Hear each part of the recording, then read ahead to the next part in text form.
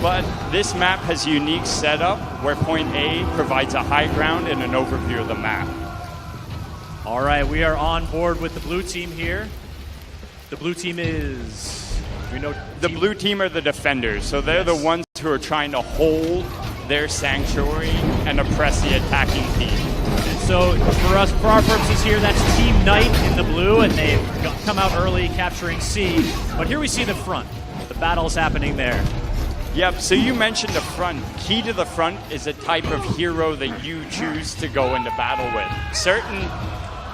There you see it. So certain heroes have a preference due to their range and their weapon to be in the front. You know, it's like fighting a lot of little soldiers. One-on-one, they won't do much, but a group of 10 one-year-olds can really do some damage after a while. All right, it looks like this Raider knows a thing or two. So here we have a 2-on-1, but those of you may have noticed that there's environmental hazards that you can use to your advantage to try to help yourself in an outnumbered situation. Just ran by one of my favorites there, the spike wall. So there's an example of the Raider stun. What that does is it takes almost all of the HUD or the UI off of your opponent's screen, making it harder for them to read which direction you're going to be attacking from. Here you can see another example of the environment being a threat. In this specific zone, the trapdoors open throughout the battle, making it more and more dangerous to be in this zone. But at the same time, we want you to be there for 4 points. We had quite a fight there, and now the Raiders just popped a revenge.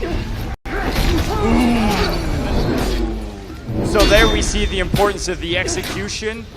That enemy can no longer be revived and has to wait out the respawn time, putting his team at a disadvantage. Team Knight with a staunch defense of Point C, but Team Samurai with the point lead currently. Yeah, so right now, all 3 capture zones are in play. As you can see, there's only about 100 points difference. One of the keys to being a hero is that all-out offense often isn't the best way to proceed. Sometimes defense can be your best key to a productive offense. Ooh, there's that spike wall. Yeah, so somebody was taken into the spikes by a heavy attack. You really have to be aware of your surroundings. That was a nice kill by defender number 4. So here we can see one of the defenders, the Raider, going to capture Point A. Point A only has 2 paths to which it can be approached. Both of the bridges, and it also gives you the high ground to assess the front and the status of Zone C, giving updates and feedback to your teammate throughout the match. So as you can see, Team Samurai still have about 150 point buffer, but that can easily change when 1 or 2 capture zones come into play. And there we see it happen right now. The capture zone switches, and now Team Knight has a slight point advantage, holding down 2 points. Yeah, so we have 2 capture zones fully controlled with Point C in flux. So communication on both sides should be to support friendlies at C, but there it goes back to the attacker.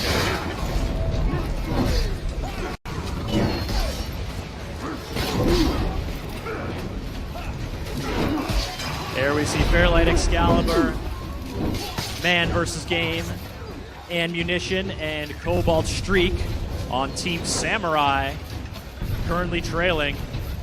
And we've got a hot pursuit in action.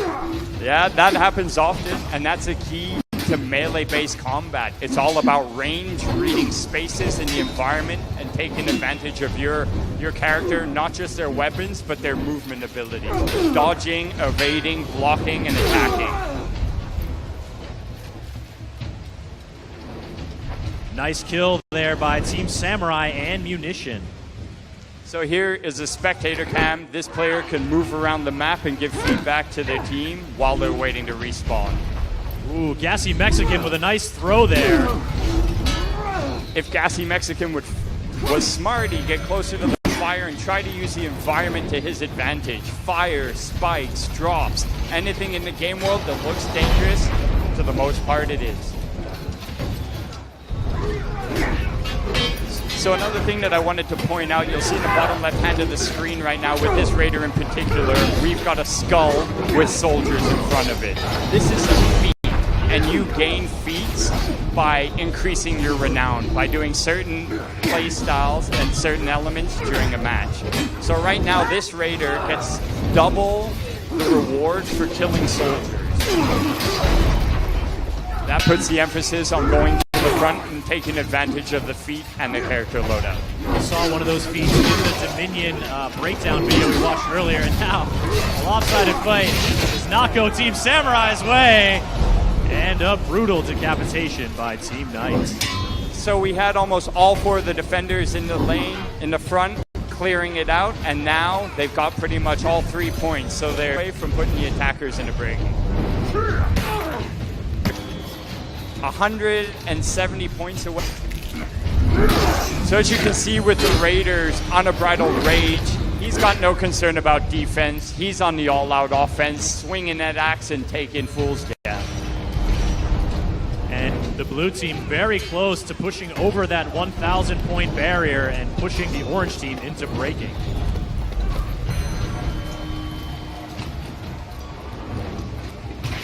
So here we can see that the attackers have left A uncontested, meaning it's an easy capture for the defenders, and then they can move. Oh, spoke a little too soon. So here we see a 2-on-1 fight. This is where space and environment gets key. A lot of our community feedback was, hey, it's really hard for us to work in an outnumbered environment, and as you can see there, it is easy to be killed, but we've been working really hard to implement features to support outnumbered fights. We'll talk about those in the preceding matches. There are some ways to tip the scales, but then there are also sometimes you end up with a sword in your shoulder blade. So here we have Zone A being boosted. Not only do they have 100 points from it, they take over an extra 2 points a second to stay with their team and help them meet the 1,000-point threshold to push the enemies into breaking. That was Tangent Gaming holding down that elevated point over there. Now we'll switch back over and see a nice kill there by Team Knight and Co-Carnage. So here you'll see the feedback on screen. That cross meant if there wasn't a threat to the attacker, they could stop and revive a friendly, bring them right back into battle, and skip the respawn time. Could have used another buddy right about then, but he's making his escape. They're never there when you need them, eh? So you can see here, everything revolves around the art of battle. That is the stance in which your hero is in. It depicts where you block and where you attack. But here we have our first round of breaking. And Team Samurai pushing back to capture that point. The attackers need to be smart here. If they lose capture zone C, all of the attackers will respawn. However, none of them are dead, so it's not a risk at this time. We just caught a glimpse there of this big battering ram that's on the field starting to swing.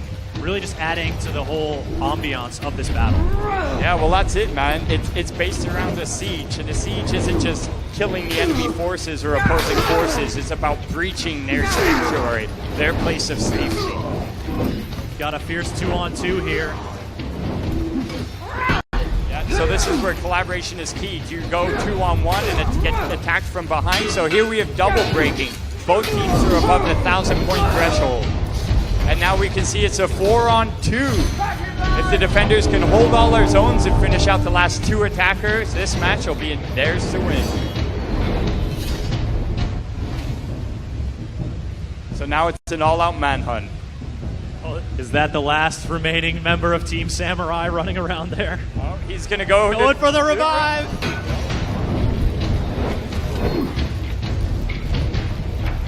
So this is where communication is key. All 4 of them chasing the target isn't a good idea. You got to think about the setup and the space and find a way to cut them off and really get them in the corner. There you go. Here comes some strategy.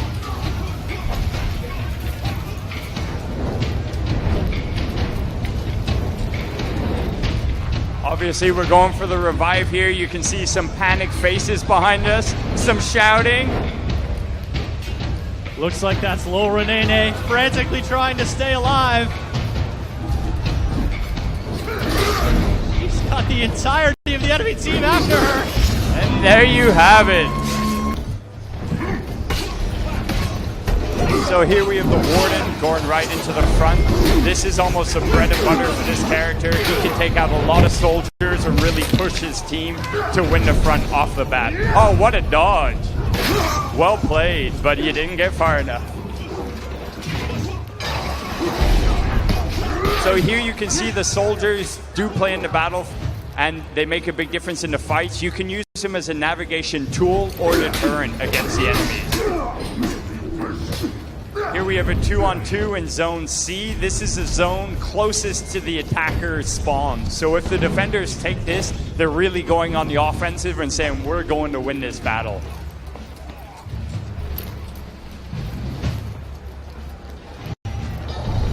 All right, just a quick clarification for those of you folks watching at home. We've actually got Team Samurai, the victors of the first match, in orange this time around. They're the attackers. They're in blue this time around. It says orange on the screen. They're actually blue. And Team Knight are the defenders in orange. Defenders in blue. See, so there we had a Raider trying to run. Just confused everything even more. Oh. Let me just iron it out, Jeff. Team Samurai is blue. Team Knight is orange. We'll go with that. Team Knight is the blue, and Team Samurai are the orange. I peeked at their screens, and these guys are playing on the blue side. Either way, we'll go with attacker defender. So here we have it. The defenders are currently winning the battle. And they've got those 2 points. And now we watch a Raider trying to make a move on one of those points. So while we watch these guys get used to the art of battle and the intricacies of each hero, those of you out at home watching with a keen eye will notice this is no longer a samurai map. Here we are in one of the Knight maps. You'll notice a difference right away. The infrastructure, the size, the epic structures that they build, and the setup of the map is completely different.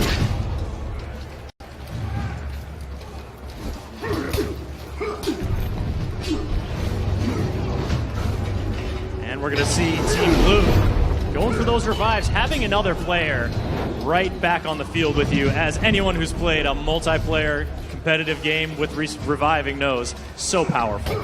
Yeah, man, the ability to skip respawn really helps you make a difference. But on the flip side of that, we wanted a way for you to ensure that that couldn't happen and that a hero that you fell has to sit through the respawn. That's where execution becomes important. Because both on revive and on the execution, you're initiating an animation that leaves you open to attack. So you really have to consider whether you want to follow through. Executing an enemy not only means they have to respawn, they take on a penalty, and it gives you a health buff or a health regen. So there's a benefit and a cost to everything. The crowd really seems to like that knock him to the ground, knee him in the face move. Yeah, the stun definitely has, its benefits, but when you're in a group fight, do you really want to initiate that, or do you want to use the space and wait for support?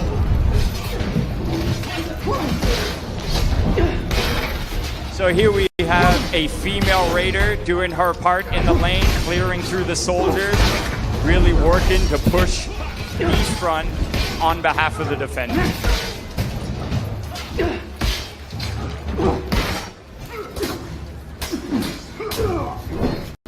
So that's key. All three of these heroes that we're seeing today are Vanguard, as I said, kind of like the all-rounders. And all three heroes in all three factions are available in the male and female loadout variety. So you can really choose a hero and customize it to who you want to be in the battlefield. And even here we see two male Raiders facing off, but they've got a different look to them. There is deep customization in terms of what your character's armor looks like, what sort of coloration and patterns you've got on there, the works. Yeah, we work really hard. Our art director does a lot of work in ensuring that there's visual variety. As you can see, there's a decapitation. But the thing with the visual loadouts is that really you can make yourself prominent. So when the the opposing team sees you coming, they know what they're in for. They can run and hide, group up, or really try to step up and take you one-on-one. So there's an example of the Kensai level 3 feat, the smoke bomb. That is a tool that allows you to evade outnumber fights or really just blur the battlefield for the opponent. See, so the Kensei right now is going into a part of the map that is narrow, that'll limit his opponents to attacking front on, keeping it one-on-one, even though he's outnumbered in a 3-on-1 fight. Saw a little collision there on the ladder. The ladders are not, they are part of the battleground. Just because you're on a ladder doesn't mean someone's not coming to get you. No, that is true. Ladders often provide alternate routes to high ground, but one of the keys to being around high ground and ledges are not only can you be thrown off the ledges, but enemies can attack from above, giving them a single hit kill, or as we like to call it, death from above. So you always have to be aware of your surroundings, both immediately, but also vertically.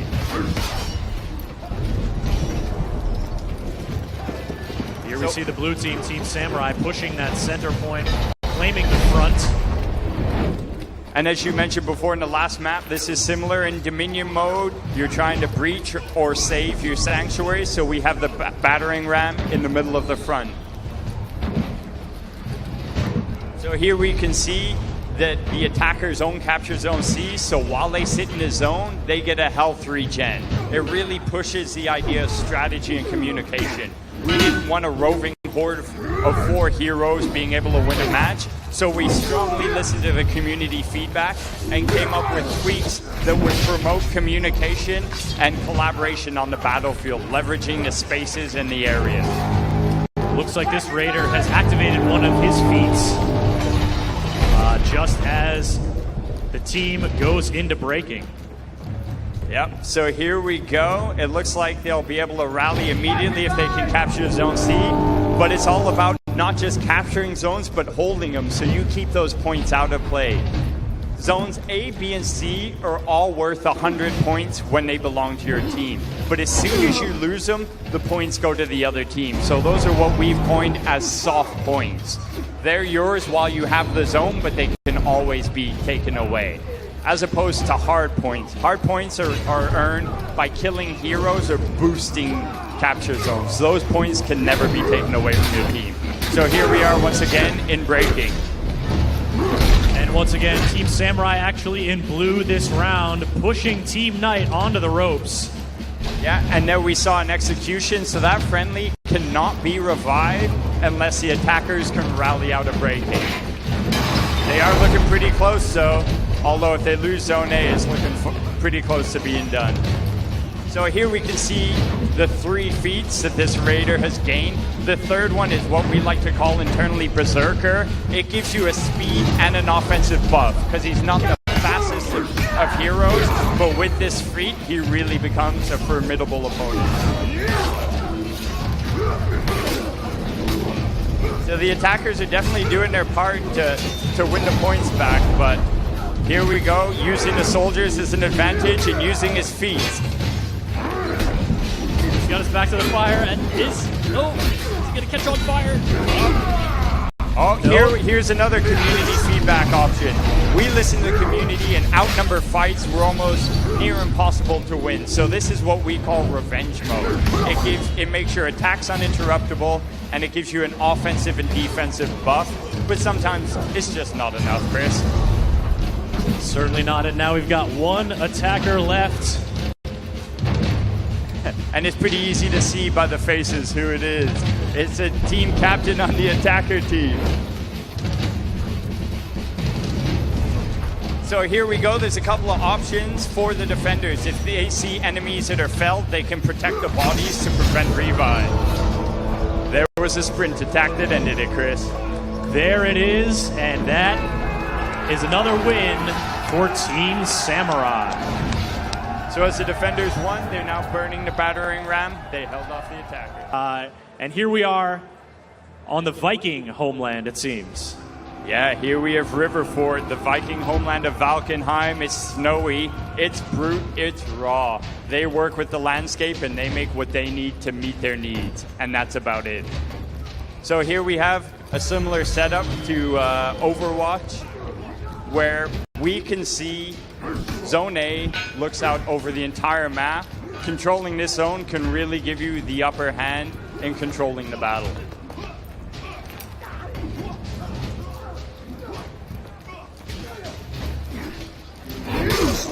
Again, for those of you watching at home, to keep track of which color is which, just flip those names. And we got a roar from the crowd here after that. Ring out. Yeah, so there we had a Raider use his throw ability to straight away take an enemy out of the capture zone and then go support a friendly and win the duel. This map is very much about using nature, so you'll see a lot of drops, a lot of ledges, and you really need to pay attention to the environment. And that brutal execution was the handiwork of Fairlight Excalibur, working those stuns and working that unblockable combo. Yeah, it's very much the key to that character. The unblockable combo, while it's not unblockable, it can be dodged, but at the same time, you need to be aware of what's around you and who's around you. Are you able to dodge? Where should you dodge? Is it making it riskier for you dodging close to a ledge? Should you just take the hit and focus on the defense? So we spoke before about feats. So all of the Vanguards, while they're tied to a faction and they're unique in their own way, Vanguards in general have three main kind of preferences to allow you to level up your renown and unlock your feats. And those are, in a nutshell, getting capture zones. Getting to a zone and capturing it for your team, that'll give you renown points. There's also killing soldiers and reviving friendly. So keeping a thought or an eye on those three things will help you level up, gain renown, and have your feats to make a difference in the battle. And we've got a lot of the teams gathered here on point A, battling it out. Still early in the match, so we're not seeing those level 2, level 3 feats yet, but certainly people making progress towards bringing those extra abilities into the fray. Yeah, and another thing that we really haven't spoken about too much, but we just saw it there, is the need to control your stamina. The green bar underneath your health is your stamina. It tells you how much gas you have in the tank. If you're constantly dodging, you're going to run out of breath and be a really easy opponent to take out. Not only does stamina affect your mobility, it also means you're unable to put any chains together, which makes you much weaker as an offensive force. Nice kill there by Tangent Gaming. So overall, we haven't really been talking too much about the heroes, but throughout all three matches so far, we've had a good spread, Chris. We've had the Warden, both male and female. We've had the Raider and the Kensei. And I haven't noticed too much of a strategy yet with their loadouts, but we'll see how this game plays out, and maybe it'll affect how they play match 4 if we make it to that point. But right now, it's looking pretty good. It looks like Team Knight has all 3 points captured. Again, just switch those colors, folks, and you'll be in tune with the action here. So you can see right now the Raider, the first feat is a passive feat, meaning it's always active. Every soldier he kills gives him a health buff, but it also helps him gain further renown. So he's unlocked a morale booster, the second feat. The third is Berserker, and he's well on the way to the 4th feat. So on the flip side of that, here we have the Knight, also working in the lane, because killing soldiers is a good way to increase your renown.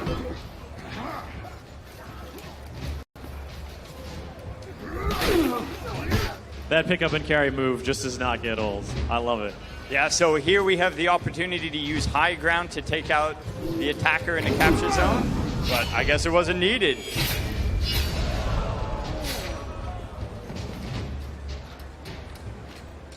It's that medieval chiropractor. A Nodashi down the spine will kind of take care of you. You'll be aligned, all right. So here we have it again. You can see 2 attackers not on a capture zone and focusing a 2-on-1, but that didn't work to their advantage.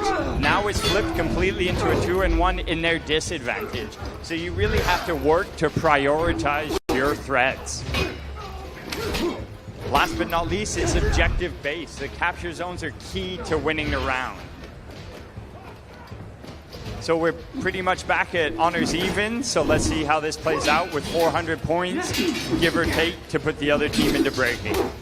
This is one of those perilous points where you do have the chance to get knocked to a lower ground and then hit from above. You do have the chance to get thrown off the ledge, or you have the chance to just get a good old-fashioned 2-on-1. Yeah, sometimes the sword's the best way to go, man. So here's a view of the map from the attacker side. Obviously, they're starting from outside of the sanctuary. They've reached the first gate, but they're still really trying to make it into the courtyard and the main structure of this Viking facility. Oh, he was so close, but just not close enough, Chris. Tensei is going to make a nice saving roll to get back into more solid ground. Got to work that block, though, because that big Viking axe coming down. So now if this Raider waits out his time, he can capture the zone and use this zone to regen his health and not die. Stay in the battle and work with his teammates.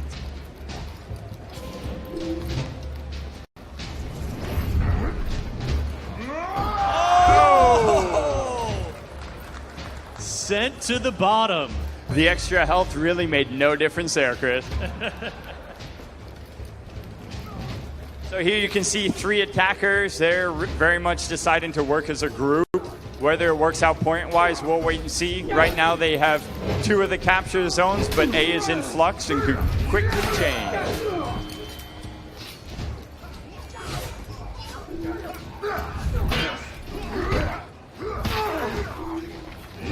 Looks like we were going to maybe see an execution there, but now we are involved in a fierce battle here. And you see that the Raider attacking has all 4 feats at the ready.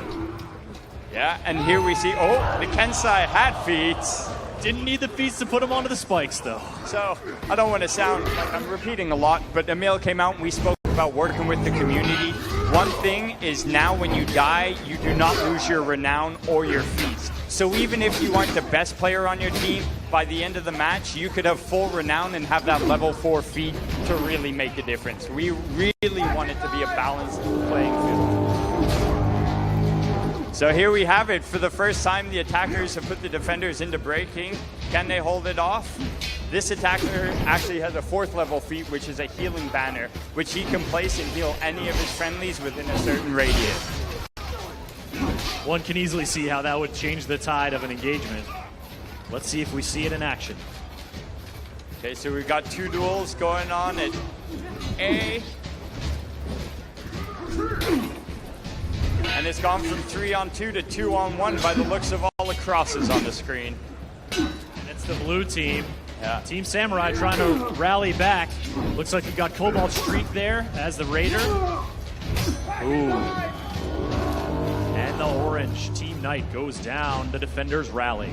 Yeah, so the defenders rallied there, but they're quickly back in breaking because instead of focusing on the capture zones, while they had the hero advantage, they all honed in on one hero, meaning that they didn't take those soft points back and bring them back on their side. Capture zones are all about soft points. Once you have them, you have to retain them. Otherwise, they're always in play. There we see it. So we have double breaking, but it's a 4-on-2.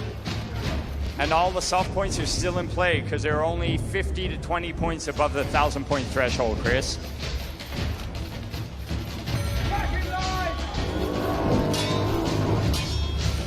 So that certainly sifted the fate for Team Orange, no longer breaking, but the blue team. Team Orange heeded the advice. They saw that there was a capture zone not being contested, and they went and took it. Now, essentially, there's no choice. Well played. There's no choice for the defenders to go out of breaking because there's only 300 points, soft points in play, and even if they lose them, they're still above a 1,000-point threshold. And this is the blue team.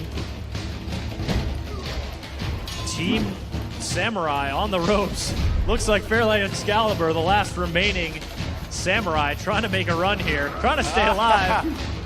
There's a we almost saw the death from above. But there you see communication, Chris. They took all 4 escape points and really tried to tie him down. They are running him down. Everyone chasing him up the ladder, but he came back down and knocked one of them to the ground.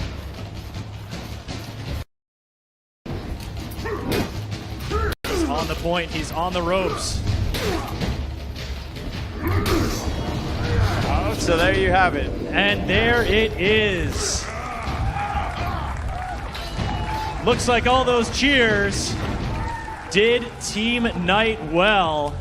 Or is it simply all top, light, light, heavy? You know, there's a lot of variation, and that really changes the setup. But Chris, it looks like we're back in game, so should we get to it? We're back here at the Samurai theme map in the mire. As you can see, it's raining, and right off the bat, the attackers are going to push through the lane by the looks of it.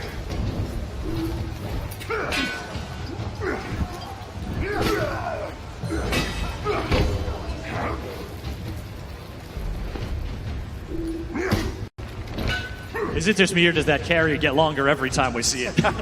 It all depends about where they are, but yeah, it definitely has some range.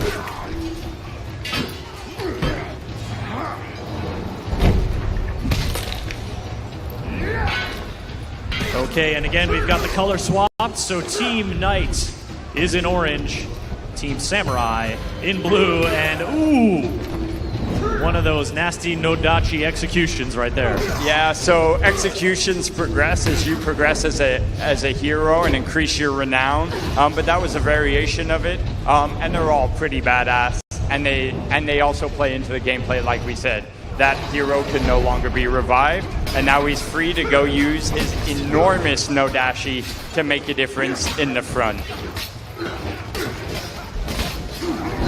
You ever feel bad for those foot soldiers facing off against the Nodachi, the Raider Axe, and all that? Yeah, they really have no choice. And not just that, the presence of these heroes in the front really boosts the morale of their soldiers, who will really go on the offensive and come like a tide.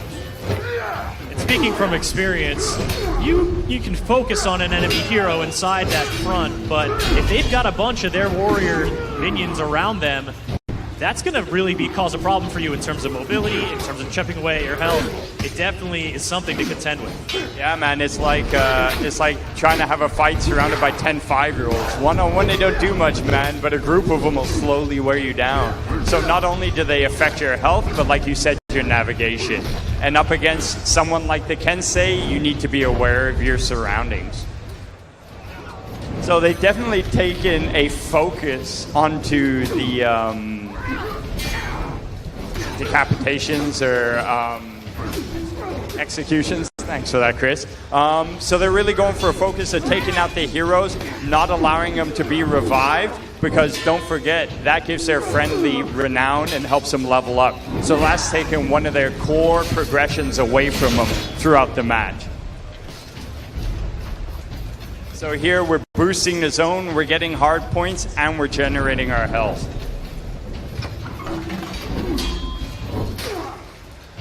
Seems like the attackers are definitely trying to egg the defenders away from the zone so they can get them in duels and hopefully, take them one-on-one. We'll see how that plays out, though, because the defenders are definitely managing the battlefield better right now. Nice kill there by Cobalt Streak. Here we have the crowd getting into it. Come on, guys, you can cheer them on. Don't be shy.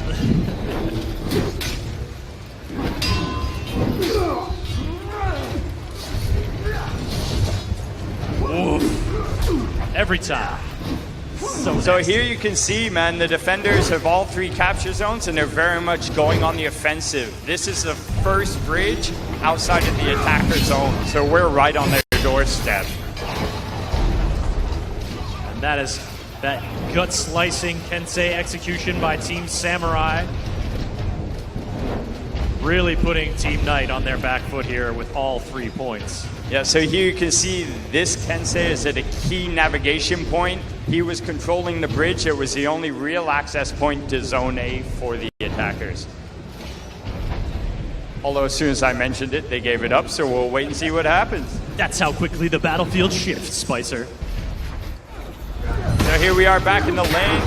We've got a 3-on-1, but you can see the attackers very much using his soldiers to help with navigation and defense. Tangent Gaming here with 2 of his feats. Ooh, a nice dodge there of that powerful strike coming in by the Kensei. And the key here is, even though so there's revenge. That's what I was talking about, your ability to to get the upper hand in the fight that you're not doing so well in. So now his attacks are uninterruptible. He's got an offensive and defensive buff. Some great blocking there by the Kensei. They are both on the ropes here. Let's hear it, folks. Who's going to come out on top in this one-on-one duel? It's the Kensei. The Kensei is very much a samurai. It's about finesse, movement, and fluidity. You saw there great use of the chains going from left, right, top. That top is actually unblockable, so the only choice is to dodge. But as you saw, they didn't do it in time, and they fell pretty quickly.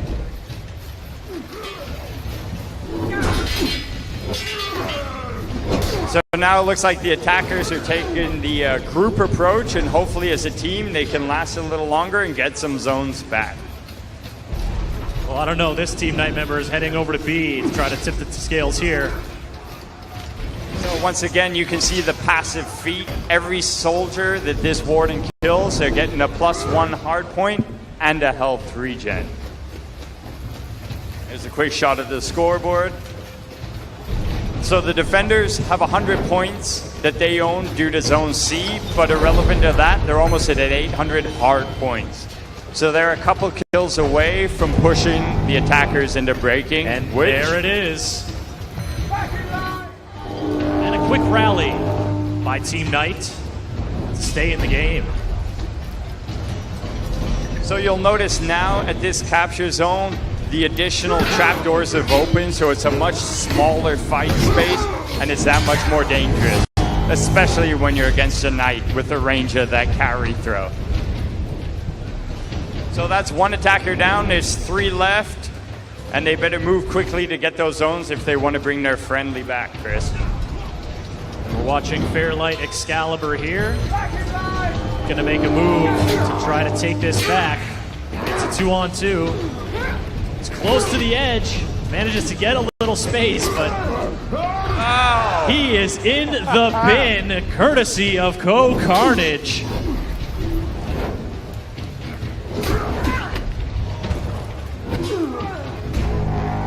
So there we go. We're back into breaking again.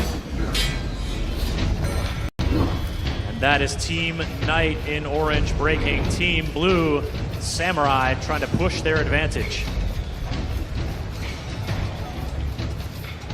So let's see what strategy we're going to go for with the attackers here, Chris. We see one running back to spawn.